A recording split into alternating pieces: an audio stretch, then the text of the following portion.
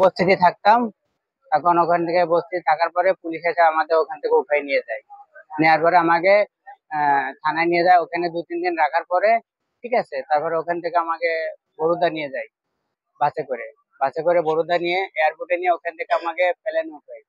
প্লেনে নিয়ে ওখানে আমাকে প্লেনে 2 ঘন্টা মতন প্লেনে রাখছিল। তারপরে কোথায় নামাইছে জানি না। প্লেনে নামানোর আগে হাত বেঁধে দিয়েছে, পাও বেঁধে দিয়েছে, আর চই কালাপাট্টা দিয়ে আমাদের বাসে হয়েছে। বাসে নেওয়ার পরে আমাদের বর্ডারটা কি নেভির মতন, সেরকম নেভিতে নিয়ে আমাকে ফেলেছে। তারপরে 3-4 দিন নেভিতে আমাদের রাখছে। অনেক আমাকে অত্যাচার করেছে। আমাদের আমার জীবনে লাইফে আমি এরকম কোনো ইতিহাস দেই নাই যে মানুষ এরকম কষ্ট দেয়। ঠিক আছে, অনেক অত্যাচার করেছে, আমাকে না খায় রাখছে 3 দিন। আর 3 দিন একভাবে সমুদ্রের ভিতরে ছিলাম আমরা। 3 দিন একভাবে আমাকে মারধর করছে। পেশাব করতে গেলে মারে, খাবার খালি মারে। মানে তারপরে কয়ে যে তোরা বাংলাদেশি, এই জন্য মারে। লাইফ টাইম 5টার সময় বেরো বলছে ওই একটা পুলিশে হয়েছে, সে ধরে পুলিশ নিয়ে গেছে, থানায় নিয়ে গেছে, ক্যাম্পে নিয়ে গেছে। ক্যাম্পেতে ওখান থেকে বাংলাদেশে পাঠায় দিচ্ছে। কিভাবে ওর গাড়িতে পাঠায় দিচ্ছে। বলছি, গত 11 মে তারিখে রাত 11:15টার দিকে কোস্টগার্ড এই 78 জন ব্যক্তিকে, কুশিনকৃত 78 জন ব্যক্তিকে মান্দারবাড়িয়া থেকে উদ্ধার করে প্রাথমিক ট্রিটমেন্ট দেয়। ট্রিটমেন্ট দেওয়ার পরে 11 তারিখে শ্যামনগর থানার কাছে হস্তান্তর করা হয়। তো আমরা এই 78 জন মানুষকে প্রাথমিকভাবে দেখভাল করার জন্য মুক্তিযোদ্ধা কমপ্লেক্সে উপজেলা প্রশাসনের সহযোগিতায় তাদেরকে সেখানে স্থান নির্ধারণ করি। সেখানে এরা অবস্থান করে। পরবর্তীতে যে 3 জন ব্যক্তি 78 জনের মধ্যে, তারা দাবি করে যে তাদের বাড়ি হচ্ছে ইন্ডিয়াতে।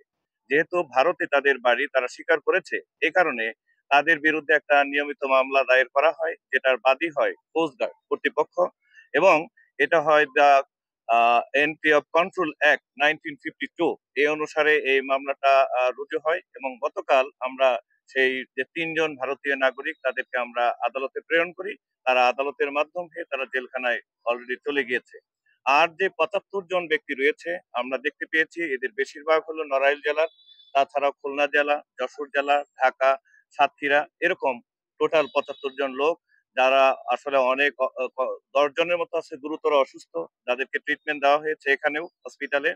এবং ট্রিটমেন্ট দেওয়ার পর আমরা এই 75 জনের যে ভেরিফিকেশন, স্পেশাল ব্রাঞ্চ সহ অন্যান্য গোয়েন্দা সংস্থাকে আমরা একত্রীভূত করে আমরা তাদের প্রকৃত যে নাম, ঠিকানা, এটা যাচাই করে তাদের যে আত্মীয় স্বজন রয়েছে তাদের মাধ্যমে আমরা তাদেরকে হস্তান্তর করব। কালকে দেওয়ার কথা ছিল, তবে এটা একটু বিলম্বিত হলো। আজকে আপনাদের সাথে কথা বলে তারপরে আজকে এটা হস্তান্তর করা হবে। গত 9 মে 2025 তারিখ রাতের অন্ধকারে বাংলাদেশ ভারত সীমান্তবর্তী মান্দাবাড়ি চরে 75 জন বাংলাদেশি মুসলমান নাগরিক এবং 3 জন ভারতীয় মুসলমান নাগরিককে জোরপূর্বক মান্দাবাড়ি চরে পোষণ করানো হয় ভারতীয় প্রশাসন কর্তৃক। পরবর্তীতে এই 78 জন লোক মান্দাবাড়ি ফরেস্ট অফিসে আশ্রয় গ্রহণ করলে আমাদের কাছে খবর আসে। খবর পাওয়ার সাথে সাথেই বাংলাদেশ কোস্টগার্ড থেকে জাহাজ এবং বোট অতি দ্রুত ঘটনাস্থলে প্রেরণ করা হয়। ঘটনাস্থলে পৌঁছেই আমরা প্রথমেই 78 জনকে উদ্ধার করি, তাদেরকে চিকিৎসা প্রদান করি এবং তাদেরকে প্রয়োজনীয় খাদ্যদ্রব্য প্রদান করি। এই 78 জনকে মধ্যে 10 জনের অবস্থা আমরা তৎক্ষণাৎ অত্যন্ত গুরুতর পাই এবং তাদেরকে উন্নত চিকিৎসার জন্য আমরা আমাদের সকলকে 78 জনকে আমরা বাংলাদেশে নিয়ে আসি। এই 78 জনের সাথে কথা বলে আমরা যেটা জানতে পারি এবং তাদের ভাষ্য মতে তাদের অধিকাংশই ভারতের গুজরাটে বসবাস করছিল দীর্ঘদিন ধরে এবং তারা বিভিন্ন পেশায় নিয়োজিত ছিল। গত 26শে এপ্রিল গভীর রাতে ভারতীয় পুলিশ কর্তৃক তাদের বাসায় গভীর রাতে হানা দেয় এবং বুলডোজার দিয়ে তাদের ঘর বাড়ি ভেঙে দেওয়া হয়। তাদের পরিবারের সামনে তাদেরকে অমানবিক অত্যাচার, শারীরিক নির্যাতন এবং ধর্মীয় অবমাননার সূচক মন্তব্য প্রদান করে।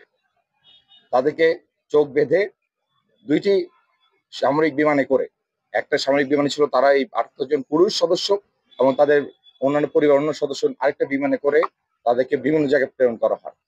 এবং গত 9 মে তাদেরকে বাংলাদেশের অভ্যন্তরে জলসীমায় এবং বাংলাদেশের অভ্যন্তরে যে মান্দাবাড়ি দ্বীপ আছে সেখানে পোষণ করানো হয়। তাদের মাধ্যমে এবং তাদের ভাষ্য মতে এটাও জানা যায় যে তাদের উপর যে অত্যাচার করা হয়েছিল সেটা তাদের পরিবারের সামনে করা হয়েছিল এবং তারা জানে না যে তাদের পরিবার এখন কোথায় আছে।